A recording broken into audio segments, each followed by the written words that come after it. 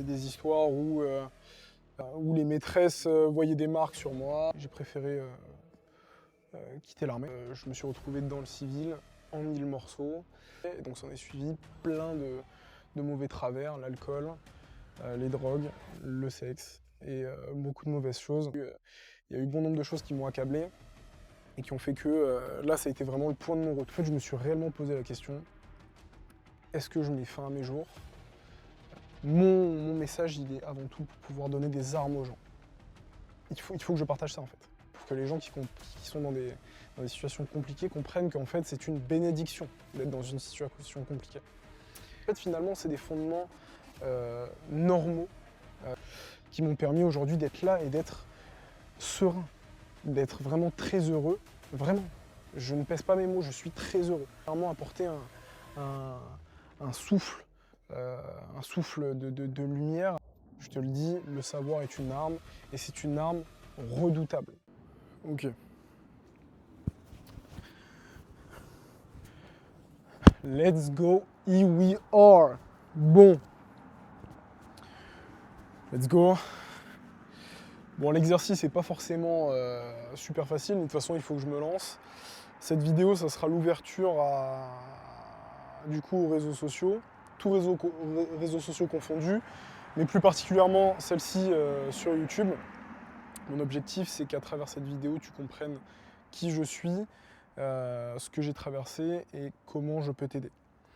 Donc sans plus tarder, voilà, sans script, de façon authentique, je vais me présenter à toi et je vais te raconter chronologiquement tout ce que j'ai traversé, tout ce que j'ai enduré jusqu'à aujourd'hui, que je suis pieds nus au max dans un parc en plein soleil.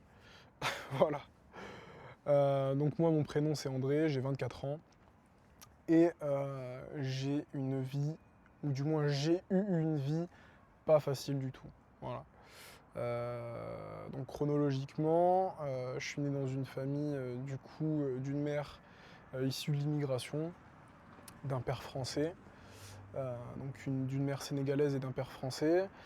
Donc ils m'ont eu et au bout de mes 1 an, même un peu avant, ils se sont séparés. Ma mère m'a gardé et ma mère, il se trouve que c'est une femme très dure, très très dure et peu aimante. Voilà, donc, bon, c'est des choses qui arrivent, mais bon, c'est comme ça. Donc tellement dur que ça en est venu jusqu'à la justice. Voilà, des histoires où les maîtresses voyaient des marques sur moi, elles appelaient mon père, et puis ainsi de suite. Voilà. Donc, je vous épargne les détails, l'objectif c'est de faire les choses chronologiquement, survoler un peu le parcours, de façon à ce que si toi, derrière, tu puisses déjà premièrement t'identifier à mon parcours, que ça te donne déjà de l'entrain, de te dire qu'il y a des mecs qui ont réussi, mecs ou meufs hein, d'ailleurs, c'est pareil. Désolé pour le vocabulaire, mais bon, c'est authentique. Voilà. Et donc à mes 9 ans, mon père a récupéré la garde, et je pensais vraiment que c'était vraiment voilà, le cadeau du siècle, la résurrection, la délivrance, et il s'est trouvé que absolument pas. Voilà, comme on dit, qui se ressemble, s'assemble.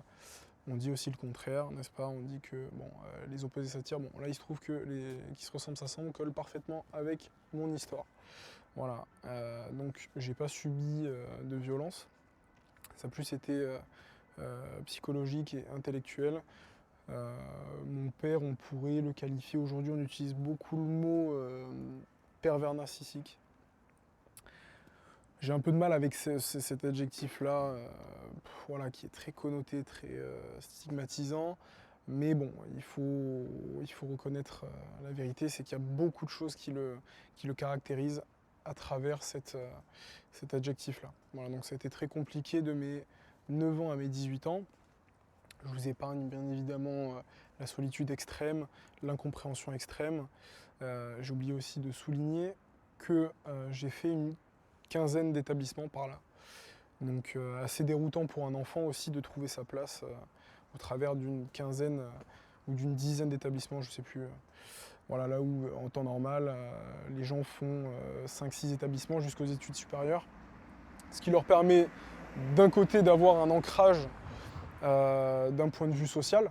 Donc voilà, apprendre les skills sociaux, et avoir des amis de longue date, et en second temps, un réel ancrage d'un point de vue,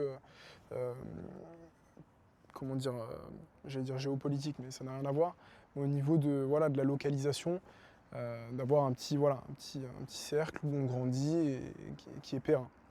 Moi j'ai un peu bougé partout, donc ça a été relativement déroutant. Et du coup, à mes 18 ans, il y a eu une très grosse altercation entre moi et mon père. Voilà, donc je vous épargne beaucoup de détails encore une fois, beaucoup d'événements tragiques. Et donc il y a une altercation qui en est venue jusqu'aux mains. Qui a marqué la fin du coup la fin du fait que j'habitais encore sous son toit. Voilà. Donc de toute façon, bon, dans tous les cas, j'allais quitter le foyer pour m'engager au 8e RPIMA, donc au 8e régiment de parachutistes d'infanterie de marine, qui est un régiment exceptionnel.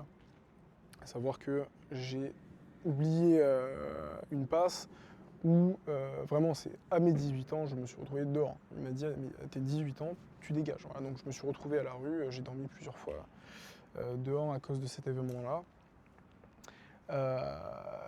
Et donc s'en est suivi l'engagement au 8e RPIMA, qui est un régiment exceptionnel de l'armée de terre. Donc voilà, j'ai été parachutiste là-bas pendant 2 ans et demi. Pareil, je ne m'attarderai pas sur tout ce qui s'est passé là-bas. Il y a eu bon nombre d'événements très compliqués qui ont fait que voilà, j'ai préféré quitter l'armée. Et donc je me suis retrouvé dans le civil en 1000 morceaux, seul, voilà, avec aucune aide de mes parents pour voilà, que ce soit pour me loger ou quoi aux caisses ou intellectuellement, psychologiquement. C'était très compliqué et donc s'en est suivi plein de mauvais travers, l'alcool, les drogues, le sexe et beaucoup de mauvaises choses qui ont été un cocktail vraiment destructeur, mais qui était aussi un cocktail initiatique, entre guillemets. Hein. Toutes ces choses-là que j'ai traversées étaient des initiations pour ma construction future et pour le fait que je sois là aujourd'hui aussi. C'est pour ça que je pense que c'est vraiment... il faut que je partage ça en fait, pour que les gens qui sont dans des situations compliquées comprennent qu'en fait c'est une bénédiction d'être dans une situation compliquée. Donc s'en est suivi plein de choses et on m'a tendu la main quand même. Voilà, une personne qui était externe, que je ne connaissais pas, que je qualifierais de bonté divine, m'a tendu la main. Voilà, elle m'a tendu la main, elle m'a trouvé un appartement, donc magnifique, un appartement à Camille Godard, je sais pas pour ceux qui connaissent, à Bordeaux, donc très jolie rue, appartement très sympa, bonne situation. Donc moi je pensais pouvoir me reposer sur mes lauriers et finalement non. Il m'est arrivé un autre gros problème qui a fait que je suis réellement tombé au fond du puits en fait. Ce qui a fait ça, c'est que aussi j'ai baissé les armes entre guillemets en me disant bon, je peux un peu respirer, voilà, j'ai plus besoin de me battre contre la vie, là je suis plutôt bien, voilà, j'ai une situation et au final non, il y a eu bon nombre de choses qui m'ont accablé et qui ont fait que là ça a été vraiment le point de non-retour. Et en fait je me suis réellement posé la question, est-ce que je mets fin à mes jours ou est-ce que je me sauve? Voilà. Je me suis vraiment posé la question, je l'ai médité, je l'ai ressassé, j'étais seul de toute façon. Et bon, vous connaissez la réponse, je suis là aujourd'hui, donc je me suis sauvé, j'ai fait le choix de me sauver, mais j'étais pas tout seul. Il y a eu 2 piliers fondamentaux qui m'ont réellement aidé à me relever et à trouver force, courage, espérance et savoir surtout. C'est le Christ rédempteur d'un côté, et de l'autre, c'est le fait d'avoir pris mes petites baskets et d'avoir poussé les portes de la et les bibliothèques, mais en particulier, plus particulièrement la bibliothèque de Mériadec à Bordeaux. Je ne sais pas pour ceux qui connaissent. C'est l'une des bibliothèques les plus grandes en superficie et les plus, je crois, où il y a le plus d'ouvrages en France. L'une des bibliothèques en tout cas. Donc voilà. Donc première partie, le Christ, qui m'a donné beaucoup de force, beaucoup de courage, et qui m'a appris bon nombre de choses. Je ne vais pas m'éterniser dessus, mais voilà, il faudrait plus de temps pour pouvoir rendre honneur au Christ et à cette énergie qui m'a transcendé. Et en parallèle, du coup, le savoir. Car le savoir, comme on le dit, est une arme et c'est réel. Voilà. Je te le dis, le savoir est une arme et c'est une arme redoutable. Redoutable. Voilà. Donc à ne surtout pas négliger ces deux piliers-là qui sont du coup en synergie. Un combo destructeur. Destructeur pour tout type de situation en fait. Parce que ça m'a sorti de l'addiction, ça m'a sorti de la tristesse, ça m'a sorti de la solitude, du désespoir, ça m'a réellement donné une ligne de conduite et plutôt rapidement. Plutôt rapidement. Parce qu'en fait finalement c'est des fondements normaux d'un être humain qui fonctionne normalement. Voilà, un être humain qui croit en Dieu, un être humain qui applique des fondamentaux de base. Je reviendrai sur les fondamentaux de base que j'ai trouvés à la bibliothèque, donc le savoir, qui m'ont permis aujourd'hui d'être là et d'être serein, d'être vraiment très heureux. Vraiment, je ne pèse pas mes mots, je suis très heureux. Aujourd'hui, j'ai pas la voiture que je souhaite, j'ai pas la maison là où les maisons que je souhaite. Voilà, je suis pas non plus en adéquation avec mes parents et pourtant je suis très heureux et très serein. Voilà. Et d'ailleurs, ça en est même troublant. Même moi, voilà, je trouve ça très troublant. Après tout ce que j'ai traversé et surtout après la personne que j'étais. Voilà, donc je ne peux pas me permettre de garder ça égoïstement pour moi, alors qu'en fait, ça pourrait sauver des vies et ça pourrait clairement apporter un souffle. Un souffle de lumière à cette, pour parler plus profondément, à cette France qui va mal en fait. Voilà. On est le pays qui consomme le plus d'antidépresseurs au monde, alors qu'on est un microbe sur le globe. Et bon, voilà.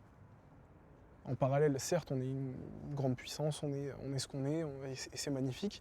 Mais là, les gars, on est en train de se casser la figure. Bref, on va pas faire de politique. Mon message, il est avant tout pour pouvoir donner des armes aux gens. Voilà, pour pouvoir s'armer, pour pouvoir être inébranlable face à quelque situation qui soit. Voilà. Et donc les piliers fondamentaux que j'ai trouvés en sondant les bibliothèques et pour lesquels maintenant j'ai une réelle passion, c'est des choses qui me passionnent. Donc premièrement, c'est la nutrition et la micronutrition. Donc j'ai appris les bases, les fondements de la nutrition, les réactions, les synergies entre les aliments, les synergies entre les molécules, tout ce qui fait en fait qu'on a du bon carburant et de qualité pour notre corps. En second temps, le sport, bien évidemment, le sport / l'activité physique, qui est très importante pour justement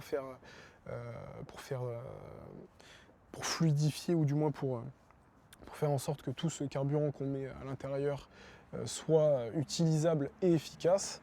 En troisième temps, le bien-être et le développement personnel. Là, j'ai réellement aussi, je me suis réellement pris de passion pour ces sujets-là, la neuroscience et tout ce qui constitue le cerveau et l'efficacité du cerveau et le bien-être, y compris pour tout ce qui constitue le bien-être des êtres humains. C'est pour ça qu'aujourd'hui, je suis pieds nus dans un parc. On pourrait trouver ça complètement ridicule, mais les gars, c'est la clé en fait. Voilà, c'est la clé. C'est la clé. Moi, je trouvais ça ridicule il y a des années aussi, mais on parlera de l'ego un peu plus tard aussi. Parce qu'il faut savoir que l'ego te tue, voilà, et que si aujourd'hui j'en suis là, c'est parce que j'ai tué l'ego. Voilà. Parce qu'à travers tout ce savoir-là, j'ai compris que toutes ces initiations-là, elles menaient justement à tuer l'ego. Voilà. Mais là, ce n'est qu'une présentation, on abordera ces sujets un peu plus tard. Et donc, finalement, le quatrième et dernier pilier clé, la spiritualité. Voilà, la spiritualité, sans forcément rentrer dans le catholicisme dogmatique ou autre. La spiritualité au sens propre, au sens neutre, au sens vrai et au sens bon. Voilà, que j'estime bon et désintéressé. Voilà, qui est surtout visé vers l'homme en fait. Voilà, vers l'homme et son ascension. Donc voilà pour ça, j'espère que j'ai tout dit. Bien évidemment, j'ai épongé la plupart des choses, des tragédies dans ma vie.